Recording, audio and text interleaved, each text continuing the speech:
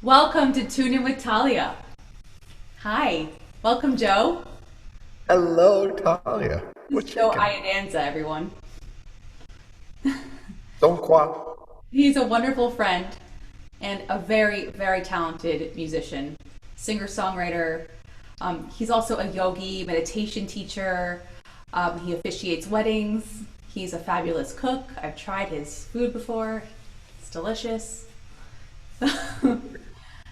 How are you, Joe? I'm doing pretty good. I'm doing pretty good, actually. It's a beautiful night. It's a little chilly out there. Yeah. And you called and said that we were doing this. I will not lie. I totally forgot we were doing this. It's my bad. And I was like, oh my God. I haven't picked up my guitar in weeks. So I figured, well, so about an hour ago, I started playing a little bit. Aw. How could you not pick up the guitar in weeks? I feel like it's like part of you. The guitar is like another limb. Actually, I mean, I did pick it up, but like I haven't actually played any songs. So, like I'll pick up the guitar and just noodle around on Yeah. stuff. Uh, and I came up with ideas and things like that. So I have played a little bit, but there was like maybe 2 weeks ago though, I did pick up my guitar and I was playing, and my hands were starting, like my fingertips were hurting, and I'm like, where'd my calluses go? It had been a little. Oh, Yeah, got to get back on the practicing. yeah. Exactly. So I've been neglecting my, I'm looking over here because my guitar is over here. So like when you see me doing this, it's like, because my guitar is like right here. And I'm like almost looking at it apologetically. It's like, I'm so sorry. Oh, apologize. Well, you don't have to apologize too much because you're going to be picking it up tonight and playing. Oh, then I have to apologize to all of you folks at home. Oh no, everybody, this is going to be a big treat. Don't even. It's going to be a big treat tonight. We're in for a really wonderful little show. Just, a little taste of what Joe is about and what he does on that guitar with his voice and his music. So Joe, I'm going to give people listening a little bit of a background about who you are and, just a little overview from your bio. And then I'm going to ask you some questions so we can get to know you a little bit better. Oh, I'd love that. Is the connection okay? Yeah. The connection okay on Sometimes your there's end a over little there? Can you see pause. me? There's a little pause sometimes, but Okay. overall it's okay. You can hear me well? All right. Well, this is the world.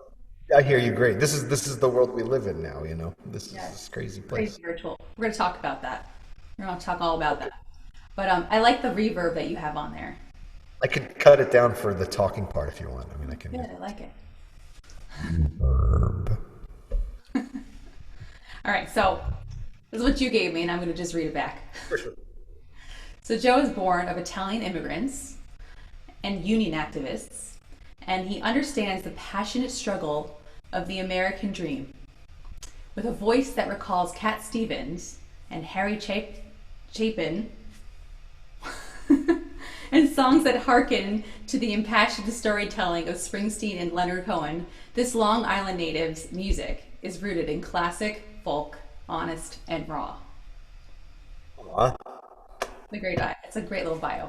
And if I didn't write it myself, it would actually maybe mean something. No, I'm I love kidding. that. Actually, there's a funny story about that. When I did my second record, I was trying to figure out how to actually. I didn't know who I was as a musician. I didn't really. And there's these lovely folks out in California. Um, One of them was a singer-songwriter, and her and her fiance would help people write bios about themselves. So they sent me a questionnaire with all these questions about things and about my life. And I was like, oh, cool. I never really thought about it. And some of them never really thought about them in relation to the music. And they came back and they came back with this very long bio, which I kind of whittled down to that paragraph that you have there. And because it's true, my dad is an off the boat Italian, and most of my family is from, all my family's from Italy. Several of them are from off the boat. My grandfather was the president of the Cemetery Union Workers of New York. He was an activist who went to jail for protesting for workers' rights and did a hunger strike and all this kind of stuff back in the day. And my dad ran a union electrical shop in the city till he retired. So it's like we just have like that in our world.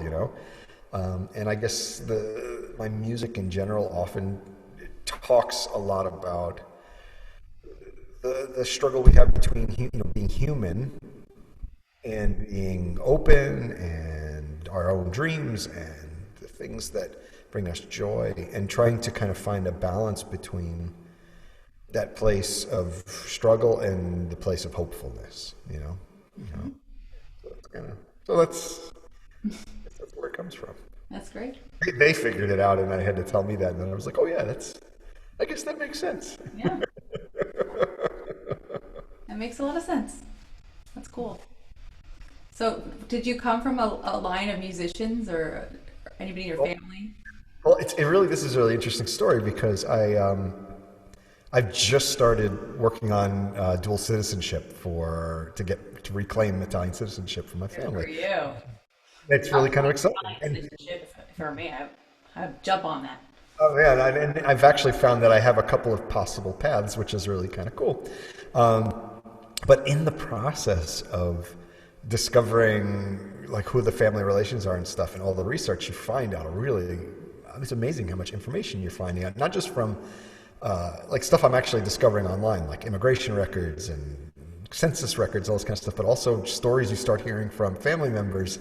And it turns out on the music side, my great grandfather Alfredo, Alfredo, of course. my great grandfather Alfredo, my mother's father's father, my great grandfather Alfredo, he was the son of a mayor of a town near Naples, and he was the oldest son, and he was supposed to become the next mayor. As I guess things were happening back in those days, it was more of a nepotism kind of thing. And he didn't. He wanted to go to America, and he came to America, and he wanted to be a musician. And he joined up with minstrels, and he was actually like a part of like minstrels that would play at weddings and stuff. And his father was so upset that he left that they say he died of a broken heart. Oh, wow. Over music. Over music. Oh, Yeah. But his wife, who ended up being his third wife, because he had two wives before that who passed away, and you wonder, like, wait a minute, after the first wife dies, okay, but after the second wife dies, you got to be wondering. But it turns out that she was an illegitimate child and was likely the offspring of, like, the town's mayor or the local governor person who, and on their birth certificate it says, like, illegitimate birth. It's like, oh, I mean, this is crazy stuff that wow, happened. you Got some history. history there. And her first husband, because she was also remarried, her first husband killed himself in the United States when he just got here. And his death certificate says bullet shot, self-inflicted gunshot wound to the head. Wow, that is a lot of drama. This is a lot of drama, and I'm not a drama person. Oh, totally. You're like the most grounded, like the world could be going up in flames. You're just like, breathe, Breathe. center yourself. It's gonna be okay. It's all gonna be okay. I feel like you're just always riding the wave, and you're like that friend that, like, if there's ever something going on, and you're just like, it's all good. It's all good. And even if it sucks, it's okay. It's really okay. Yeah. I was not always that That's way. the yoga, right? That's the yoga and meditation practice that you've learned. Certainly the yoga meditation practice helped me to get to that place. I think there was something more that happened though. It was a really deep discovery of myself beyond this thing Yeah. that I'm walking around in.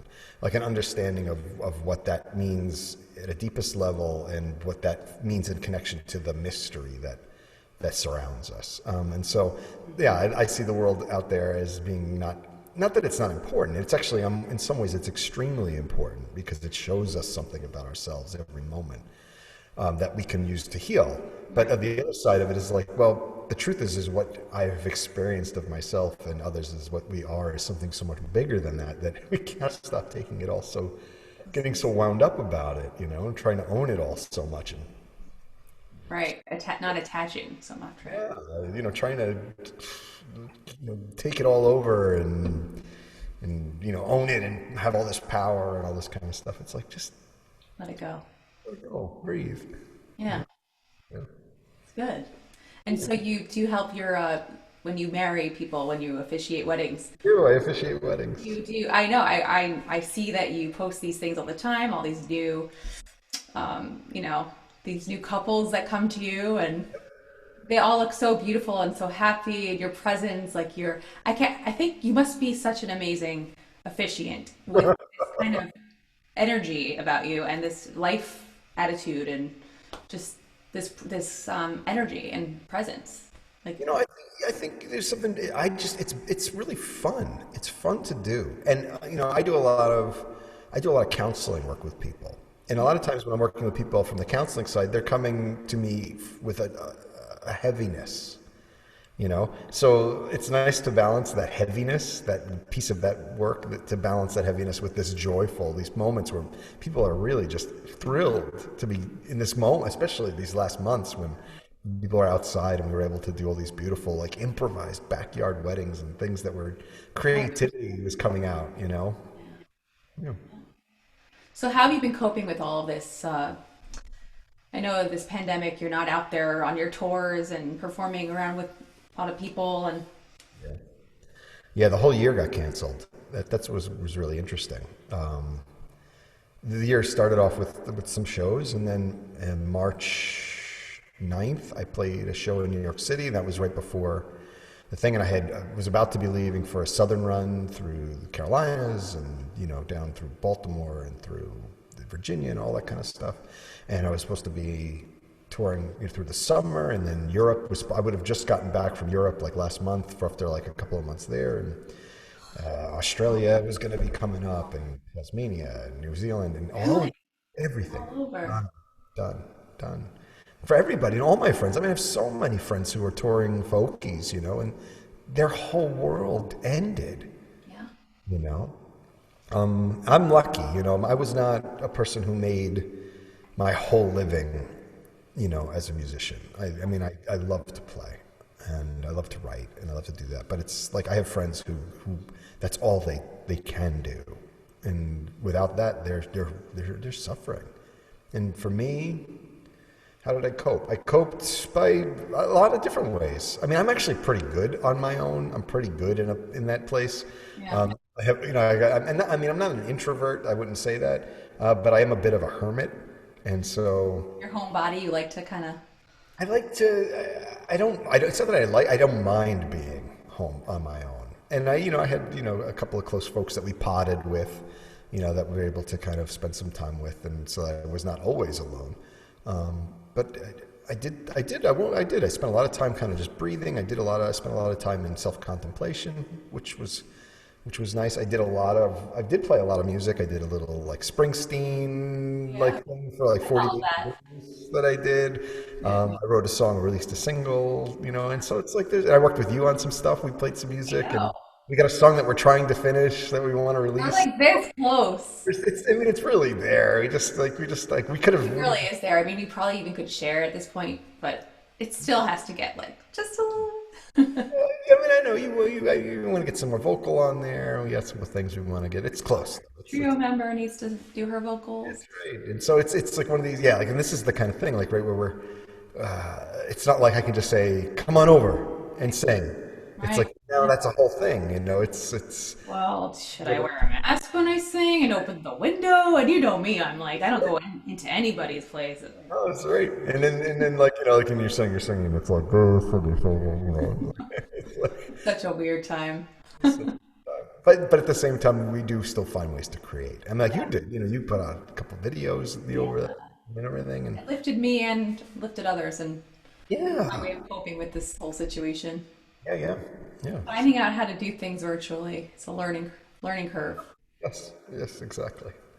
But I have to say that every time I've like worked on a song with you, or just even like singing Joni Mitchell or an Eva Cassidy cover, um, you have this way of coaching that it's so you get me to the essence of the song of the words.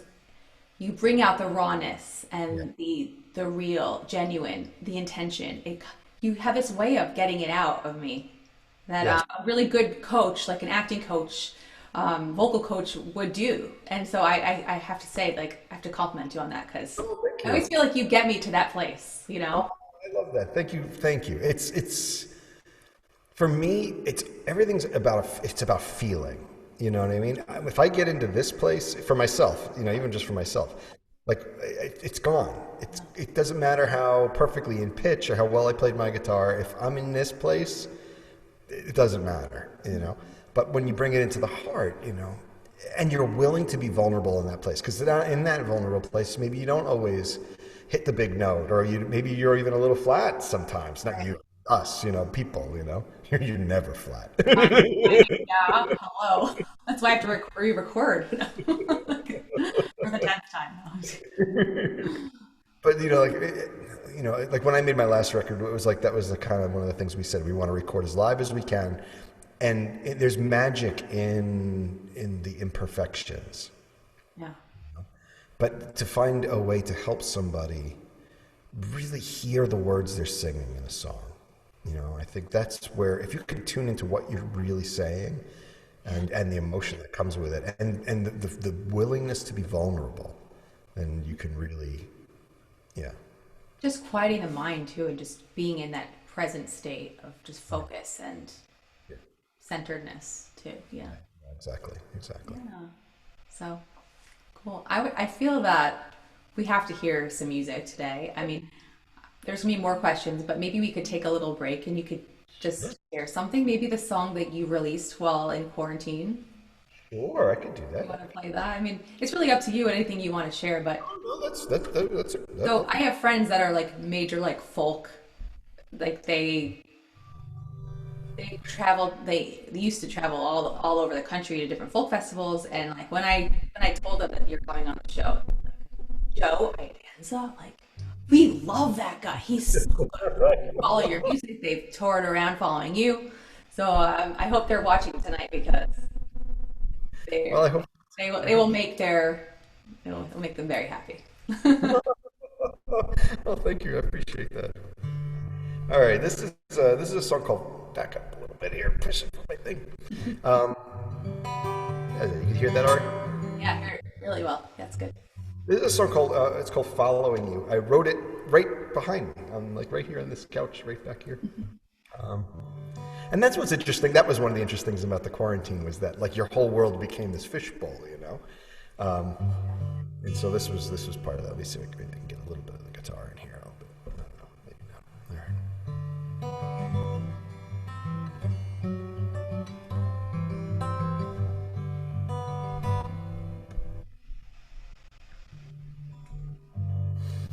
All right, here we go. Lay the deck aside. It's a tower car again. Three sirens in the night. A white bird taking flight. A spider in its web. And in drinking from your cup, have I fallen on my sword? Come on, wave your magic wand. Oh God, release this light. A circle binds a star. I'm tired and wasted. Still I'm following you. Your hands upon my hips, your fingers in your hair, a kiss upon your lips, a quiver in your fingertips, a bedroom over there. If I could turn back time before the words were said, remaking what was mine, and toss the rest aside, start over again.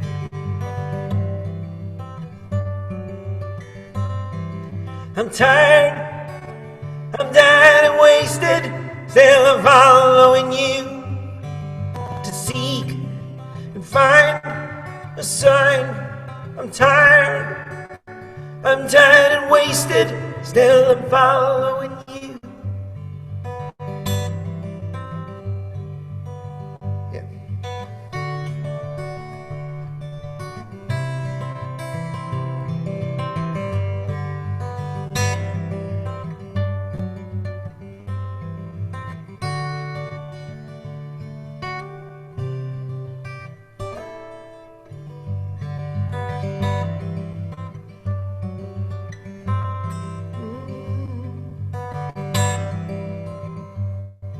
Well, this song's about the past, I know. Is it a past that ever was? My heart at home at last, a pedal to the gas, a soul on the run.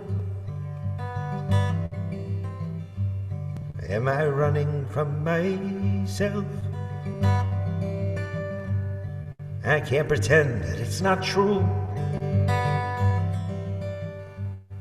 On this lonely uphill road, is the broken heart alone the only way home?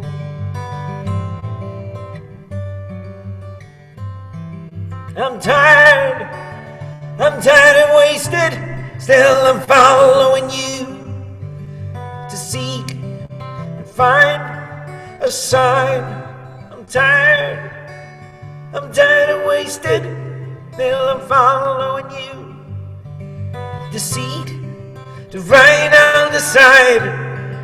I'm tired and wasted, still I'm following you. Following you, following you, following you.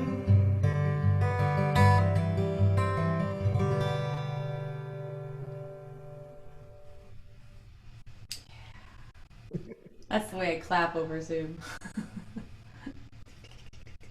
Beautiful. Beautiful. Thank you so much. So what age did you start writing songs, or even just singing and playing guitar? When did it all start for you? Well, I loved music even when I was like really little. The first song I ever wrote, which I can barely remember, was when I was 7, and it was called Yes. And it was something like, yes, I asked her for a date, she said.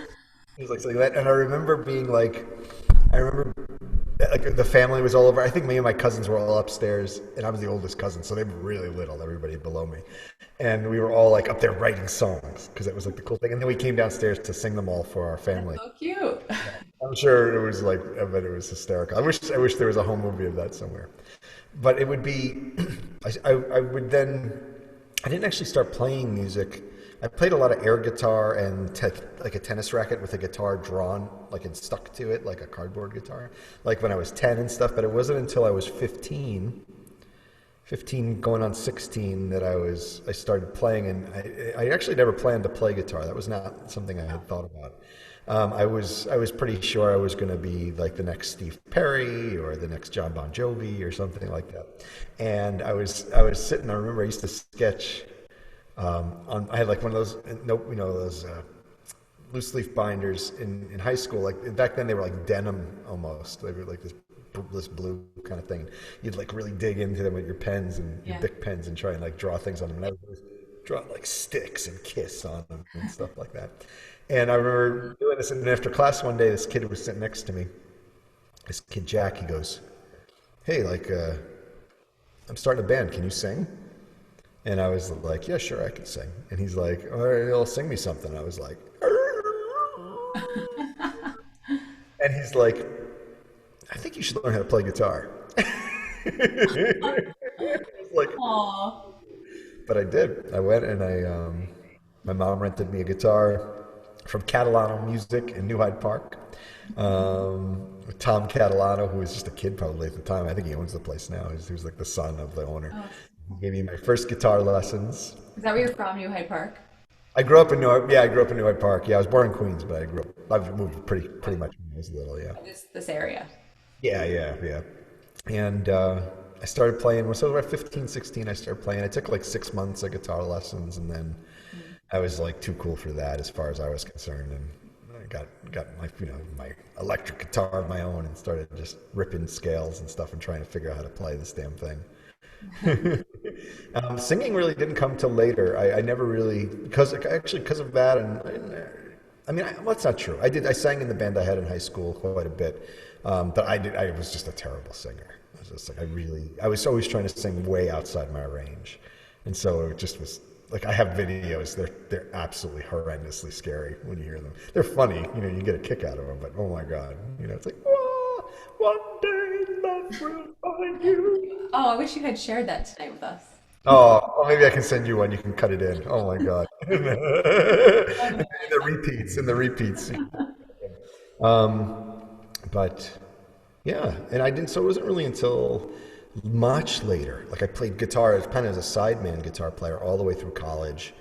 Um, shredder. I was like really into like just playing fast and loud, and I had my half stack and like blazingly like distorted guitars. And it wasn't until I stopped doing that after I graduated. I moved to Boston. We played music there for a while with my band, and then I just stopped. There are a lot of reasons why, but I stopped, and it wasn't until I was in my early 30s that I started playing and like started thinking I could write songs and stuff, and that's when that started happening. Yeah, and that's taken me on a kind of weird journey, I guess. You've been all over the place with your music. Yeah, I've been all over the place physically. I've been all over the place kind of in my own head about it. Yeah, it's been a lot of steps, a lot of stages, and each one of those stages, I said, from a like a personal development standpoint, is like I used to keep the music very separate from me. It was like I was a dad or I was a worker, and music was like a whole nother identity that I would like wear. Actually, I used to go by Joe Songwriter. I didn't even go by like my own name. It was like Joe Song. Like people used to like Joe Songwriter. I'm like, yeah. Okay. But over time, I have learned that it's really just it's a part of me. So I don't. There's no place where one thing starts and another ends, and another thing starts, like that kind of thing. But just learning how to write songs, that just came naturally to you? Um, Like, or did you ever like really study it and take a course in it and have anybody teach you no, how to do it? no, I didn't. I listen. I mean, I listen to a lot of music. Who I did think. you listen to actually? I want to hear about like people that influenced you as a child, people who you listen to now, who inspires you. Oh man. So now, I mean, I'll start back now and go backwards. Oh. Springsteen is probably my absolute biggest influence for what I've been doing, say, for the last like 10 years worth of music, certainly, um, and Yeah. especially the stuff I've done most recently. Springsteen has been. I love what he does. I love his honesty about his own process. I love that he keeps reinventing himself. He stays relevant. He truly loves what he does, and he loves the people that are there supporting him. Yeah. There's no wall between him and his people, and there's no wall between him and his writing. So that's something that I am very, and also the way he can hold like the dark and the light. Right.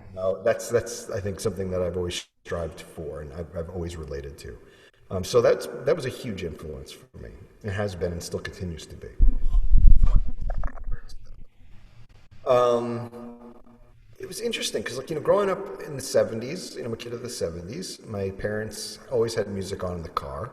I was listening to whatever was on the radio at the time, so it was the rock of the day. There was like the Zeppelins, and there was the Beatles and the Police and the Stones, and then you got into like the later parts of the '70s and like the James Taylors and the Cat Stevenses and like those kind of the Jim Croce's and like that kind of stuff.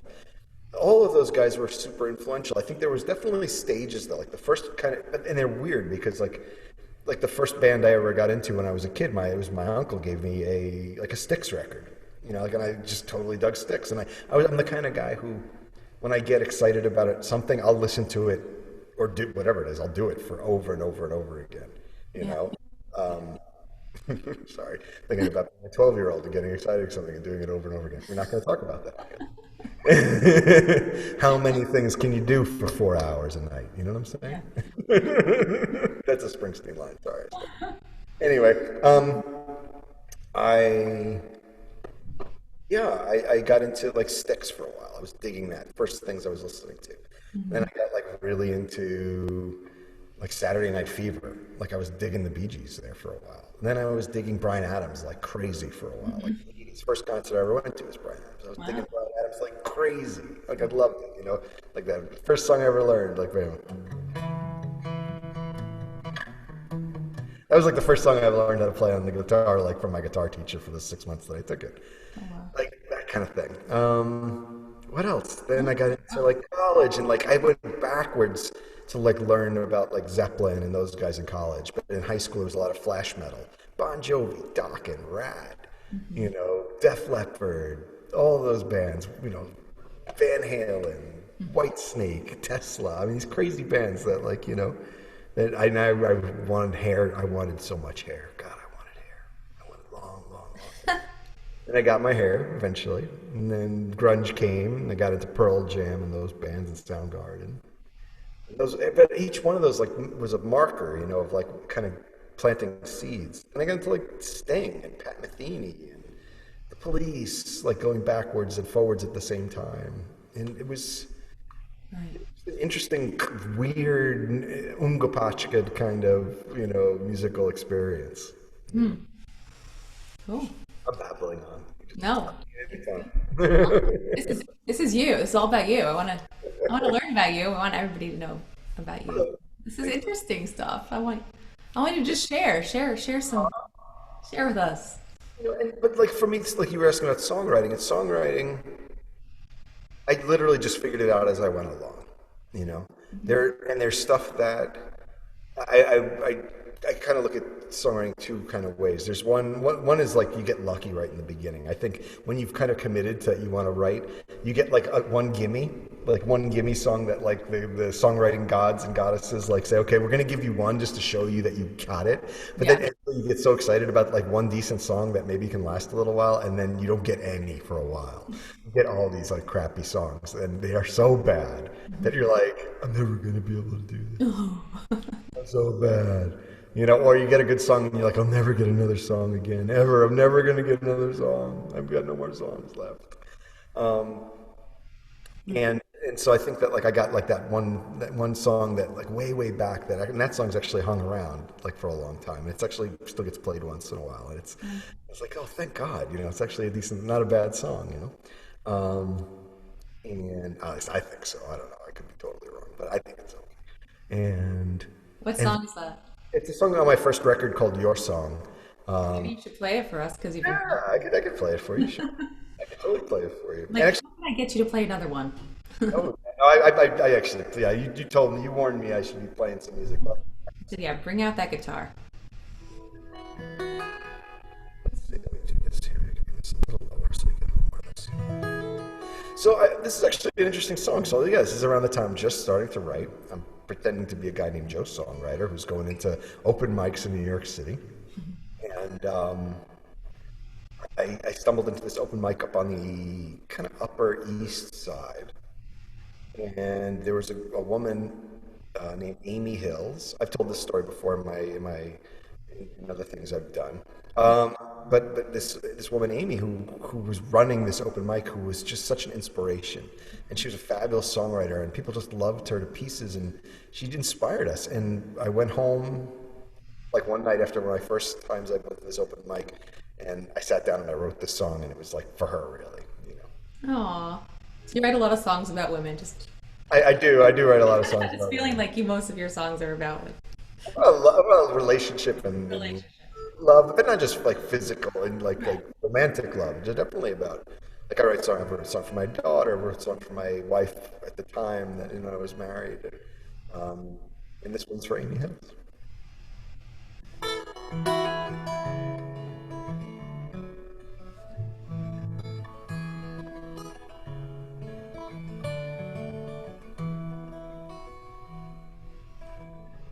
Hey baby, I was listening to your song tonight and I got this new pad, and you're the first word I felt inspired to write.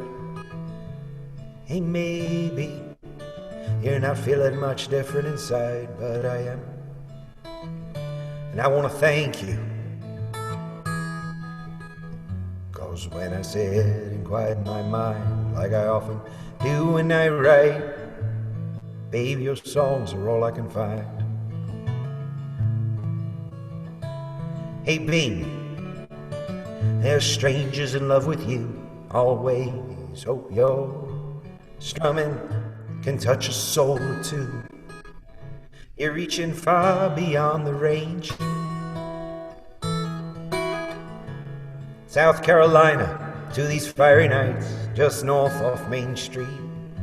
Now I'd be lying if I don't confide. You got your songs and I got mine. Oh baby, it makes me feel fine. Yeah.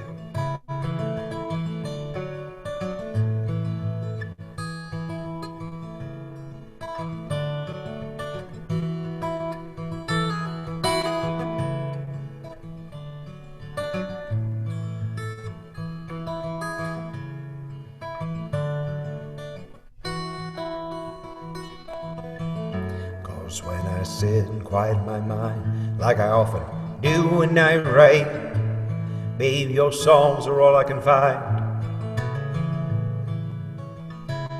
Hey baby,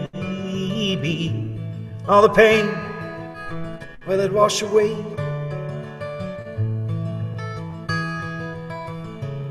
Oh baby,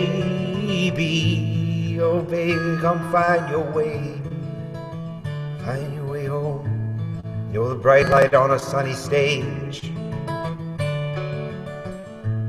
You're the bright light on a sunny stage. Oh baby, oh baby, oh baby, oh baby, please. Oh baby, oh baby, please. Come home. Come home.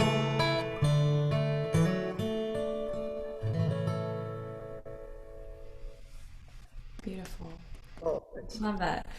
So have you followed Amy's path since then? Well, it was interesting. She disappeared like shortly after that. And like just this last summer, I found her back home. She went back home to Carolinas, and she's a yogi and Oh, like life coaching and all this kind of stuff. And then I have not heard anything, but supposedly she's still playing music too. So nice. now I get to follow her on Instagram. We get to And be you in. sent her your song, of course. Of course, yeah, absolutely. How did she react? I wonder. Oh, I think I'm she sure I was thought very honored that you wrote a pretty song. sweet. Yeah, I think she thought it was pretty like, just sweet, and because really she gave us all permission to start expressing ourselves in a way. I think that was what her gift was Yeah. to us as a bunch of misfit, artists come to this open mic trying to figure out who the heck we were as artists. Um, Oh, yeah, cool. I'm very grateful to her for that. Yeah. That's really awesome. It's cool. You have that experience. Yeah. Yeah. What else? What you got for me? What else do I got? Do you want to tell us something about you that that maybe no one would know just by meeting you? Something like a hobby that's kind of different, unique, something. Tell us a secret. My goodness. Come here, I'll whisper like this. A Let me see. Let me see. But I think everybody knows my stuff. You just My, put it all out there as I your guess. concerts and things you're pretty open about. I mean, I guess. I mean, I definitely have my secrets. Trust me, I definitely You don't do. have to tell us a secret. I'm just kidding. What about like your favorite? I don't know.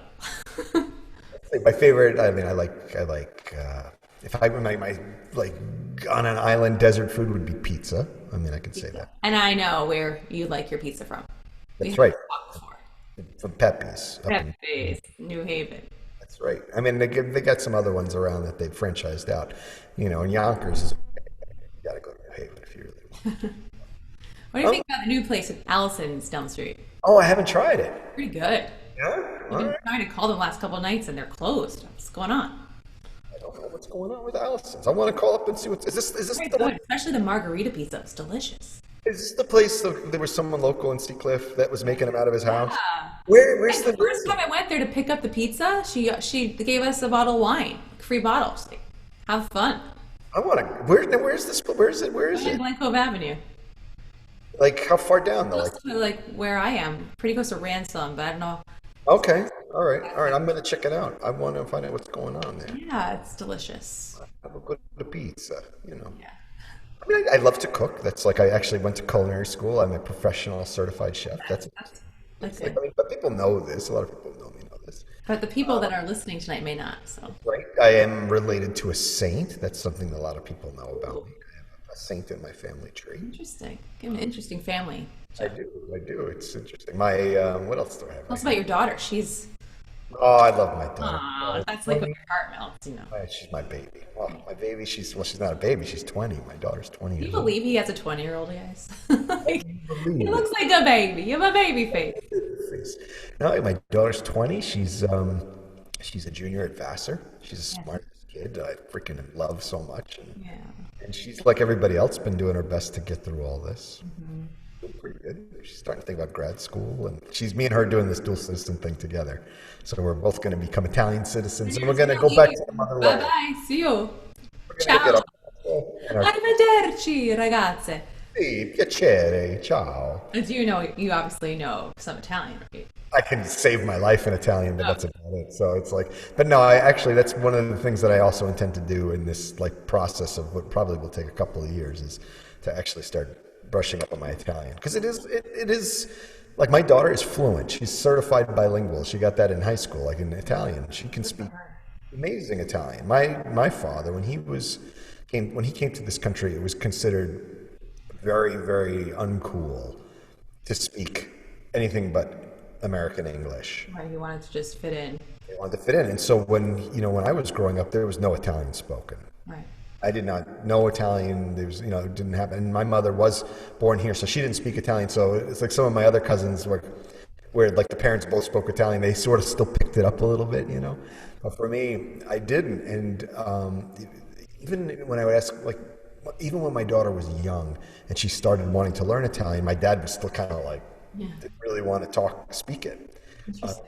And so for me, it's like, yeah, I feel like if there's something I feel like I missed out on culturally, that's probably one of the things.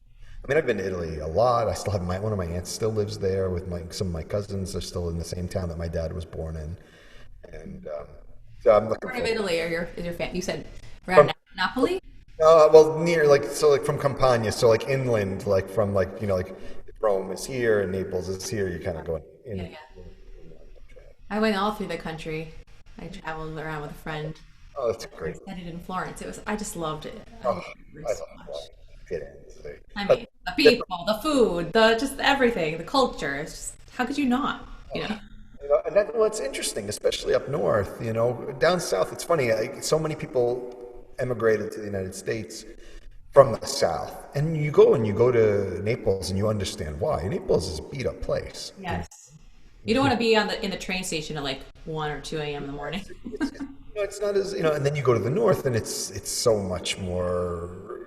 I know, highbrow And that's nothing. And that doesn't mean that one's better than the other. It just means that you can understand why there was a lot more struggle in the South. It's almost like two different countries. True, it's so different. And so every once in a while, I will run into somebody. I remember I was getting gelato with a friend of mine in the city before the pandemic, and he said, "Where are you from?" And he said he was from from Firenze, and we're like, what are you doing here? Nobody leaves Florence. What are you doing here in the States? Nobody leaves. So, and he was laughing because he said it's kind of true because there's many less people from the north that came compared to the millions and millions of people who came from the south. Yeah. God, I had gelato like every day, 5 times a day when when I lived there for a summer. Oh my God, I go from Neri gelato to Caraya gelato. Oh, yeah. Across the Arno, the other side of the Arno. There's two places, and we just keep getting it from the same two places. Oh, the Arno. Yeah. Yeah, you got the rolled R. You got the rolled R down. Oh yeah, you're good. My daughter can't roll her R's though. Oh no. You can speak Italian, but she can't roll her R's. Every once in a Your while, though. exercise you can work on to make that R happen. You're gonna have to show me because I tried to explain it there and I just couldn't get it. All right, I'll give you some tips. All right, that's good. So do we get one more song before we have to say goodnight? Sure. What do you want to hear? Um, What do you so you want? played something old. You played something like Really? like recent. So is there something another favorite one of yours? Do you have like an all-time like favorite from I don't know. I'll give you one from the last record, the last full record. Okay. Tell us about that record a little bit before you play. Sure. Let me make sure this is in tune real quick. Oh, my new puppy is not ripping up my living room at the moment. Oh, I love that you have a new puppy. My husband's doing a bedtime upstairs, Aw, that's and good. the puppy's down by himself. Aw, do the kids sleep with the puppy? Or is it cage? Now we're figuring this whole thing out, the crate versus being free at night. 'Cause we've had a lot of sleepless nights so far with the puppy. That puppy is a cuddler though, but it also likes to play like at 3 in the morning. Wants to play. I mean, I want to play at 3 in the morning. I get it. All right, so I made a record. I can't believe it's a year and a half ago now. And that was so. 2 years ago. There's a lot goes on here. Um, Almost exactly 2 years ago, I got divorced,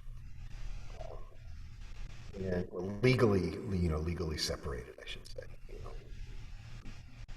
After 20 years, Um, and it was intense, and that whole first year of that, like the year 2019, I guess, coming into 2019, it's just a time of heat of feeling the pain of that loss, and there was a lot there. There's a lot that took a long time to come out. And I was also at that time getting involved in a relationship, and that was a lot to process. And there's a lot of finding and losing myself in that process over and over again, day by day, day by day. And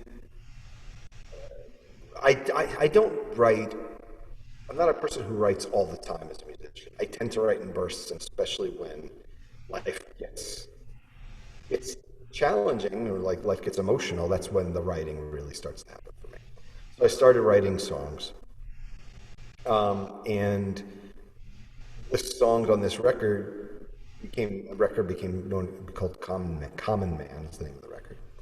And the songs on this record are kind of a mix of tunes. They're about half of the songs are songs that were very much about where my life was at the time and what was happening and the people in it.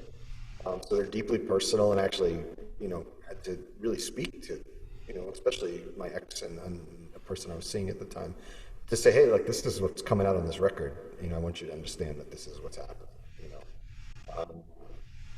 So they were prepared for that because there's a lot of personal stuff there. And the other half of the songs are songs that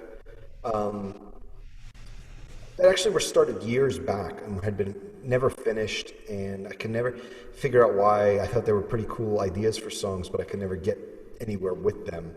And that was, I think, they just needed a place to land, and I needed to live a little bit more life to find the parts of myself that needed to come out in those songs.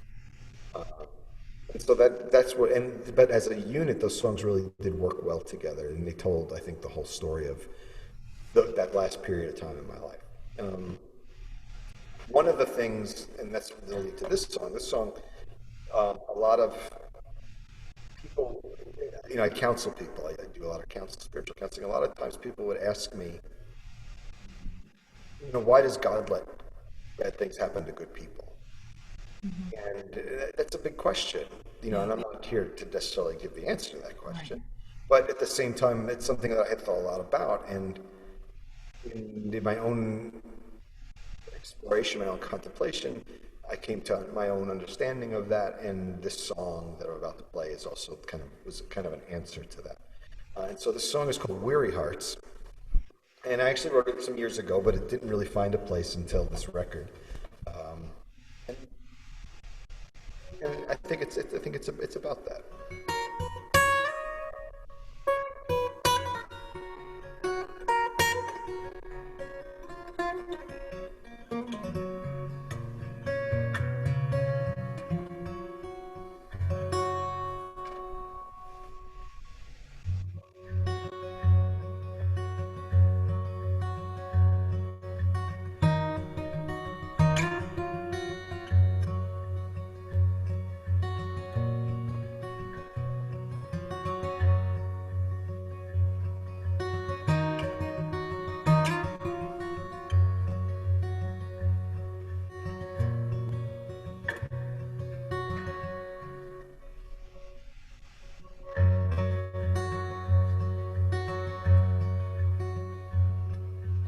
Weeping eyes cry out to me.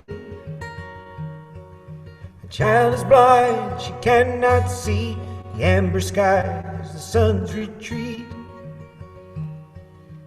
How could I have let this be?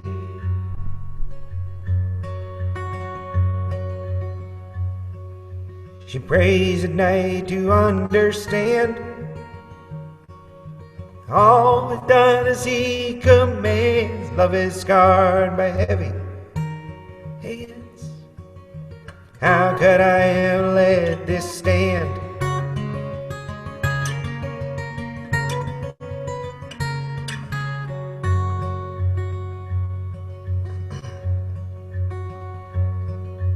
"30 years a union wage, saving for the golden days, bank sent home an empty page. How could I contain this rage? Even this life, even this life, even this life I own. Even this life, even this life, even this I own."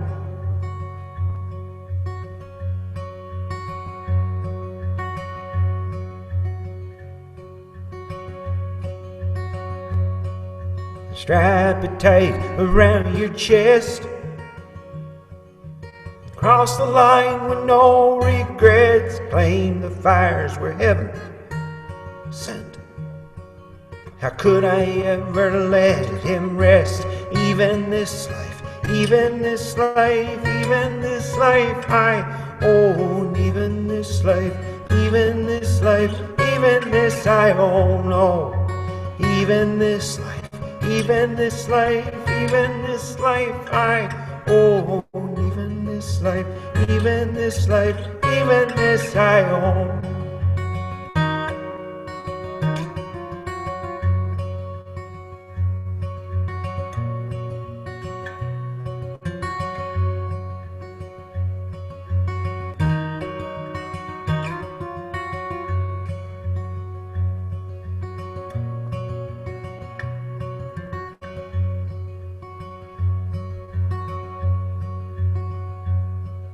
So bring your weary hearts to me. Blind a broker in defeat, I see to you beyond your dreaming. As you lie next to me asleep.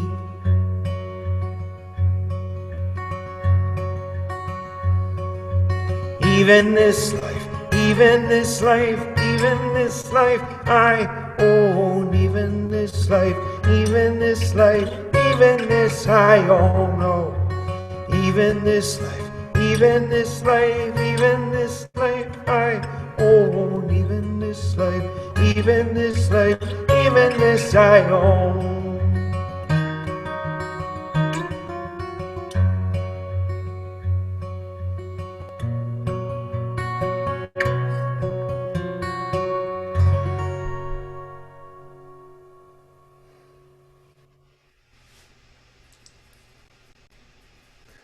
Thank you Very very pretty. That was a very pretty song. You get so focused and you're in the feeling and the emotion when you're singing. It's like you go right there. much. Yeah, yeah. It's the gold, you know. But you don't look out. You go more in. Yeah, More, it's just yeah, more in. Yeah. But then yeah, you kind of bring us to you. yeah. You know, especially if like it's different if like I have a band behind me because like that's like I jokingly say to friends of mine, it's like I get really quiet or I get really loud, and Yeah. like, it's not really a middle place for me. It's very personal. Very Yeah. well. This has been so wonderful. Oh, thanks for Thank having you me. so much, Joe, for coming on to my show. And Oh my God, are you kidding? it was fun. Yeah, this was great. But Uh, thank I you all hope for listening everybody out there. enjoyed. Yeah, Hmm? yeah, yeah. Have everybody had a good night, and Yeah. we'll see y'all out there somewhere. Stay safe and be Yes. healthy and have a happy holiday, and, and God bless. Thank you all so much. Thanks, Thank Talia. you so much, Joe. And everybody tune in next week with me at 6 p.m. Tune in with Talia for our next episode. I can't wait. See y'all. Bye.